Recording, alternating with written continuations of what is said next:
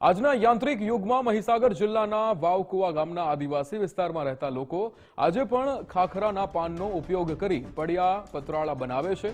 છેલ્લા કેટલાક વર્ષોથી અવનવી ડિઝાઇનવાળી ડિસ્પોઝલ પ્લેટના આધારે આદિવાસી ગામડાઓ વાપરવામાં આવતી આ દેશી ડીશ હવે નાશ થવાના આરે છે। ખૂબ ઓછા પ્રમાણમાં લોકો તેનો ઉપયોગ કરી રહ્યા છે અને કેટલાક આદિવાસી પરિવારના ઘરડા લોકો એ પતરાળા ઘરે બનાવી રહ્યા છે।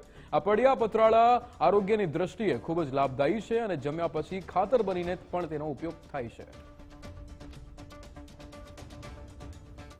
અમે ખાનપુર તાલુકો એટલે કે મહીસાગર જિલ્લાની અંદર ખાનપુર તાલુકાના જે ગામો છે એ ગામોની અંદર અમારી આદિવાસી પ્રજા જે વસે છે એ અમારા ત્યાં જંગલ આસપાસની અંદર ગાઢ જંગલ આવેલા છે। તેમાં ખાખરાના જે વૃક્ષો ઝાડ થાય છે એ ઝાડના પાન તોડી લાવી અને એના પડિયાને પતરાળા બનાવવાનું અમારી આજીવિકા અહીંના ગામડાના લોકો કરે છે।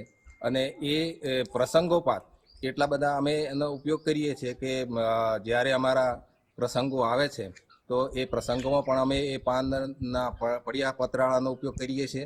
તેમજ વધુ પ્રમાણમાં અમે જે એના પડિયા પતરાળાના પાન તોડી લાવી અને તેમાંથી વોશની સળી કરીને સાંધો મારી અને પછી એના મોટા પ્રમાણમાં અમે એનું ઉત્પાદન કરી અને બીજે પણ અમે વેચીએ છીએ અને આ રીતે અમારી આદિવાસી લોકોની રોજીરોટી મળતી હોય છે। મહીસાગર જિલ્લાના ખાનપુર તાલુકો, કડણા તાલુકો અને સંતરામપુર તાલુકો અને નજીકમાં આવેલા રાજસ્થાનના જે પહાડી વિસ્તાર છે એ પહાડી વિસ્તારમાં ગાઢ જંગલો આવેલા છે અને એ ગાઢ જંગલોમાં ખાખરાના વૃક્ષો બહોળા પ્રમાણમાં આવેલા છે।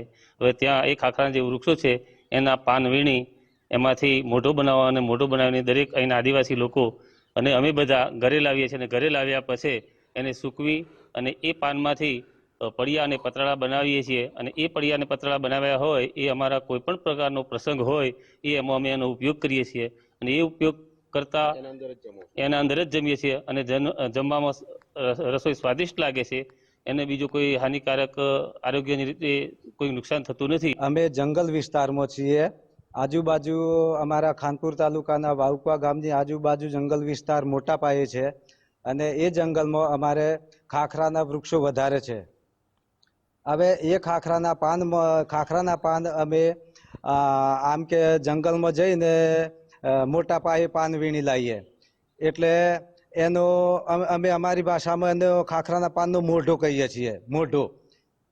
મોઢો બાંધી લાવીને ઘેરે પાન સૂકવીએ અને સૂકવ્યા પછી અમે એનો લીમડાની સળીઓ અને લીમડાની સળીઓને કદાચ સિઝને ના હોય તો પછી વોશમાંથી અમે સળીઓ બનાવીએ છીએ અને એ સળીથી પતરાળા બનાવીએ, પડિયાને પતરાળા બનાવીએ।